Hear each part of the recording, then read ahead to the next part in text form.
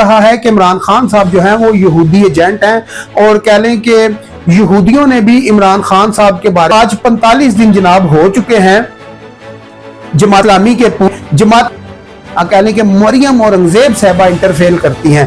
तो ये खबरें भी काफी गर्दिश कर रही थी कि ये दोनों ने टाइम भी इनकी बड़ी इज्जत रखी। अज़मा बुखारी साहबा ने कह लें कि मरियम औरंगजेब साहबा टाइम भी या ऐसी दीगर गीदड़ धमकियों से इमरान खान को माइनस कर लोगे। मुझे नहीं लगता कि सिम मलक साहब जो हैं आपके DGISI बनने जा रहे हैं। अपोजिशन ने इतराज किया ना हुकूमती बेंचों से कोई इतराज आया।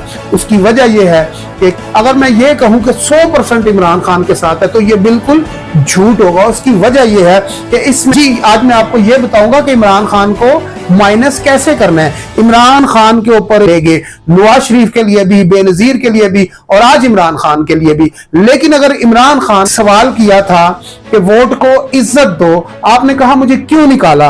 लेकिन और जितने भी सियासतदान हैं जब तक ये अवाम के साथ अपने राब्ते बहाली करते, MNA है, मिनिस्टर है, ब्रिस्टर है, उसको गरीबों के साथ अपने राब्ते बहाल करने होंगे। अच्छा जी, दूध जो है वो पाउडर से बना हुआ अब बिक रहा है। मैं अभी चंद ही रोज पहले देख रहा था। अस्सलामुअलैकुम नाज़रीन, KJTV के प्लेटफॉर्म से मैं हूं सुल्तान और आप देख रहे हैं मेरा डिजिटल चैनल। नाज़रीन, जैसे कि आपको मालूम है मुल्क पाकिस्तान में जो खबरें तो काफी गर्दिश कर रही हैं, लेकिन जिस खबर के ऊपर हम आपसे बात करना चाह रहे हैं, एक तो खबर है जनाब इमरान खान साहब के हवाले से। जो इमरान खान साहब के ऊपर इल्जाम लग रहा है कि इमरान खान साहब जो है वो यहूदी एजेंट हैं और कह लें कि यहूदियों ने भी इमरान खान साहब के बारे में कॉलम लिखना शुरू कर दिया है कि इजराइल के साथ कोई अच्छी हमारी मुलाकात करवा सकता है तो वो है इमरान खान साहब। इमरान खान साहब के बारे में भी हम बात करेंगे। और दूसरा ये है कि पंजाब की दो सीनियर वजीर आमने सामने आ चुकी हैं। एक तो है मरियम औरंगजेब साहबा, दूसरी है अज़मा बुखारी साहबा। मरियम औरंगजेब साहबा जो है जी अज़मा बुखारी साहबा के जो काम है उसमें इंटरफेयर कर रही हैं, उसमें कह लें मुदाखलत कर रही हैं, तो वो मुदाखलत जो है उनको पसंद नहीं आ रही अज़मा बुखारी साहबा को। इन्हीं दोनों खबरों के ऊपर आज हम आपसे बात करेंगे। और नाज़रीन, खबर की जानिब आगे बढ़ने से पहले चैनल को सब्सक्राइब कर दे ताकि नई आने वीडियो उसका नोटिफिकेशन बर तक पहुंच सके। सबसे पहले तो मैं आपको खबर यहां पर एक देने जा रहा हूं बहुत ही जबरदस्त किस्म की। वो खबर है जनाब आसिम मलक साहब जो हैं आपके DGISI बनने जा रहे हैं। 30 तारीख को ये अपनी हलफ बर्दारी होगी इनकी और 30 तारीख को आपके जो आर्मी के नए कह लें कि जो DGISI होंगे वो होंगे जनाब आसम मलक साहब होंगे जी DGISI के नए आने वाले DGISI। तो यहां पर मैं आपको बता दूं ये एक ऐसी तैनाती है जिसके ऊपर कह लें कि ना तो हुकूमत ने कोई बहस की है ना ही ओपोजिशन ने कोई बहस की है, और ये ऐसी तैनाती है जिसके ऊपर किसी ने कोई एतराजात नहीं उठाया। वैसे तो यहां पर मैं आपको बता दूं कि जो हुकूमत है या कह लें जो इस वक्त मुस्लिम लीग नून या पीपल्स पार्टी या दीगर जमातों ने जो मिलकर हुकूमत बनाई हुई है इसमें MKM भी है। और यहां पर मैं आपको बता दूं कि जो इस वक्त की ओपोजिशन है यहां पर मैं आपको बता दूं कि उसने भी इसमें कोई इंटरफेयर नहीं किया, कोई मुतालबात नहीं किया कि ये DGISI होना चाहिए ये या ये। तो दीगर जो है कि जो रिटायर फौजी हजरात हैं, जनरल, कर्नल, ब्रिगेडियर, उनका भी आज मैंने तजिया सुना, उनकी भी राय सुनी। उन्होंने कहा जी कि ये वाहिद ऐसा बंदा है जो DGISI बनने जा रहा है, मलक आसम साहब। ये ऐसा शख्स है कि जिसने हर मैदान में फतह पाई है और काफी सारे कह लें कि ये जो आर्मी का ये पूरा ये मैपे और किस्म ये है DGISI आसम मलक साहब। और आसम मलक साहब के बारे में आपको बता दूं कि जो हमारे चंद दिन पहले एक खबर गर्दिश कर रही थी जनरल फैज हमीद साहब के हवाले से। जनरल फैज हमीद का भी केस यही देख रहे हैं। कौन देख रहे हैं? हाँ जी जनाब, ये आसम मलक साहब ये केस जो है DGISI भी यही हैंडल कर रहे हैं कि जो उनका कोर्ट मार्शल है और सारा मामला जो है यही देख रहे हैं। और कहा यह जा रहा है कि बहुत ही दबंग और ये ऐसे अफसर हैं जिनका पहले भी आर्मी से ही पूरी फैमिली रिलेटेड है। इनकी अगर बैकग्राउंड देखा जाए, आसिम साहब का DGISI जो बनने जा रहे हैं, इनका अगर बैकग्राउंड हम देखते हैं तो इनका जो बैकग्राउंड है, जो फैमिली है, तकरीबन वो से रिलेटेड है।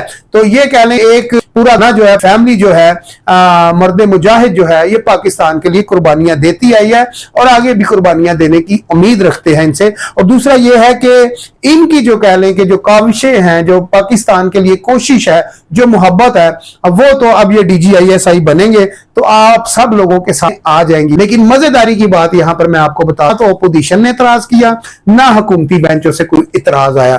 उसकी वजह यह है कि किसी ने यह नहीं कहा कि मेरी मर्जी का DGISI आना चाहिए या मेरी मर्जी का। तो मकसद यह है कि मेरिट पे इनकी जो तो कह लें कि जो सीट है इनको जो मिली है आसिम साहब को, DGISI को, तो ये मेरिट पे हुई है। सबसे सीनियर जो है लेफ्टिनेंट जनरल यही थे और इन्हीं का ये हक बनता था।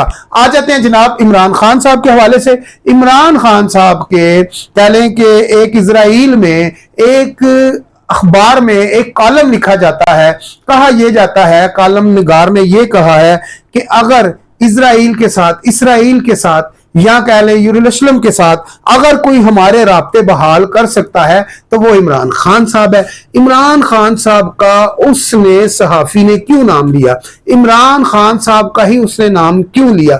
यहां पर मकसद ये है कि ये तो मैं भी लिख सकता हूं कि हमारे मुल्क का जो मसले मसाइल हैं वो फलां बंदा सही कर सकता है इंडिया के साथ या यहूदियों के साथ। कॉलम लिखने वाले की अपनी राय है, लेकिन ये राय कहा जाए तो इमरान खान साहब की अपनी तो नहीं। यहां पर हमारे आज 2-3 दिन से कहा यह जाता है, जो कैसे एहसन इकबाल साहब हैं, उनने भी एक प्रेस कॉन्फ्रेंस की। उन्होंने कहा देखो जी कि ये जो इमरान खान है अब साबित हो गया है ये यहूदी एजेंट है। अच्छा, इसी कार्ड को खेलते रहे आज से बहुत अरसा पहले मौलाना फजलुर रहमान साहब। मौलाना फजलुर रहमान भी इनको यहूदी एजेंट कहता रहा इमरान खान साहब को। लेकिन अब कह लें कि जो मौलाना फजलुर रहमान साहब हैं वो अभी तक उनका कोई बयानात सामने नहीं आया।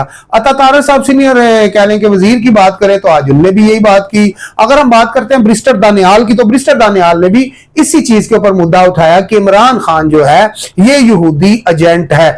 तो देखा जाए तो अजमा बुखारी साहबा ने भी इसके ऊपर काफी कह लें कि प्रेस कॉन्फ्रेंस की और कहा कि ये यहूदी एजेंट है। अगर हम देखते हैं मरियम औरंगजेब साहबा की जानिब तो उनने भी ये कहा कि इमरान खान यहूदी एजेंट है। नाज़रीन, यहां पर मुझे आप ये बात बताएं कि जो अगर इमरान खान यहूदी एजेंट है तो आखिर पूरा पाकिस्तान, पूरी पाकिस्तान की अवाम अगर मैं ये कहूं कि 100% इमरान खान के साथ है तो ये बिल्कुल झूठ होगा। उसकी वजह यह है कि इसमें JUI के भी लोग हैं, पीपल्स पार्टी के भी लोग हैं, मुस्लिम लीग नून के भी लोग हैं। लेकिन अगर सबसे बड़ी तादाद की बात की जाए तो इस वक्त जो पाकिस्तान की अवाम है वो इमरान खान के साथ है। और सियासी जो मुखालिफ जमातें हैं उनको कार्ड खेलना सही नहीं आ रहा कि इमरान खान को कैसे माइनस करना है। जी, आज मैं आपको यह बताऊंगा कि इमरान खान को माइनस कैसे करना है। इमरान खान के ऊपर यहूदी एजेंट या मुल्क का गद्दार, तो ये तो नवाज शरीफ साहब के ऊपर भी इल्जामात लगते रहे, ये कोई नई बात नहीं है।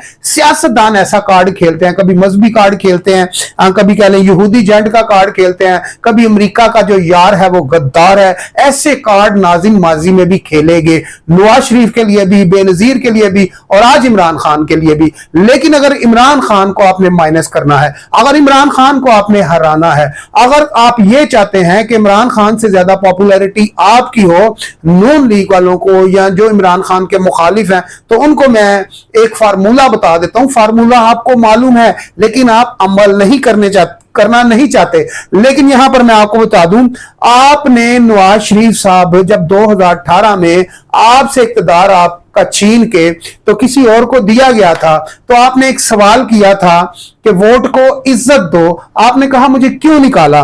लेकिन नवाज शरीफ साहब ने हमेशा जो सियासत की वो वर्कर के लिए की और उस वोटर के लिए की जो वोटर कह लें कि जो नवाज शरीफ से प्यार करता है। और नवाज शरीफ साहब के बारे में भी यह कहा जाता है कि वो भी अपने वोटर सपोर्टर से बहुत प्यार करते हैं। लेकिन यह बात अब सही आ रही मरियम नवाज साहबा या शहबाज शरीफ को। जिस तरह अमीन गंडापुर के ऊपर इल्जामात लग रहे हैं, अच्छा अली अमीन गंडापुर गंडापुर के ऊपर जो इल्जामात लग रहे हैं वो ये लग रहे हैं कि जो अली अमीन गंडापुर है ये पार्टी के साथ मुखलस नहीं है। मुखलस क्यों नहीं है, यहां पर ये सवाल इसलिए उठता है कि अली अमीन गंडापुर हर वो काम कर रहा है जिससे कह लें कि पीटीआई की जो इज्जत है वो कम हो रही है, बढ़ नहीं रही। तो इसी तरह के चंद काम है जो शहबाज शरीफ साहब कर रहे हैं जिससे मुस्लिम लीग नून की इज्जत कम हो रही है, बढ़ नहीं रही। तो जनाब नवाज शरीफ साहब का जो बयानिया था वोट को इज्जत दो, फिर लोगों ने कहा वोटर को इज्जत दो। तो नाज़रीन यहां पर मैं आपको बता दूं, जब तक ये सियासतदान कह लें शहबाज शरीफ साहब, नवाज शरीफ साहब, मरियम नवाज साहबा, बिलावल भुट्टो, जरदारी, इमरान खान साहब, दीगर जितने भी सियासतदान हैं, जब तक ये अवाम के साथ अपने राब्ते बहाली करते, अवाम के साथ इंसाफ नहीं करते, अवाम को रिलीफ नहीं देते, तब तक मुझे नहीं लगता कि ये जो सियासतदान है इमरान खान को माइनस कर देंगे। इमरान खान ने कह लें कि जो पाकिस्तान में कोई ऐसा काम नहीं किया जिसकी वजह से इमरान खान साहब की तारीफ की जाए। काम से मुराद जिस तरह नवाज शरीफ साहब ने मोटरवे बनाई, गरीबों को टैक्सियां दी, फिर टैक्सियां दी, फिर टैक्सियां दी, यानी कि रोजगार दिया। रोजगार अभी तक इमरान खान साहब ने कोई ऐसा काम नहीं किया जो इमरान खान साहब ने कहा था मैं 100 दिन में मुल्क सही कर दूंगा, मैं इतने घर बना दूंगा, इतने नौकरियां दे दूंगा। इमरान खान साहब का बयानिया भी वहां का वहां ही रह गया। कहने के जो जुल्फकार अली भुट्टो साहब थे उनका नारा था रोटी कपड़ा मकान, यानी कि ये नारा था पीपल्स पार्टी का। आज तक ये नारा भी वहां का वहां ही है, लेकिन गरीबों के लिए ना तो कह लें कि भुट्टो साहब ने कुछ किया, पीपल्स पार्टी ने नहीं कुछ किया, और ना ही कुछ किया कह लें कि इमरान खान साहब ने। लेकिन आज जो है कोशिश की जा रही मुस्लिम लीग नून सियासी जमात जानिब से इमरान खान साहब को माइनस कैसे करना है। इमरान खान साहब को भाई आप एक ही सूरत में एक ही शर्त पे माइनस कर सकते हैं। उसकी जो सूरत है, वो जो शक्ल है, वो ये है कि आप सबसे पहले गरीबों के साथ जो राब्ता है, सियासतदान जो इस वक्त वजीर हैं, जो भी कह लें एमएनए है, मिनिस्टर है, ब्रिस्टर है, उसको गरीबों के साथ अपने राब्ते बहाल करने होंगे, चाहे वो एमपीए हो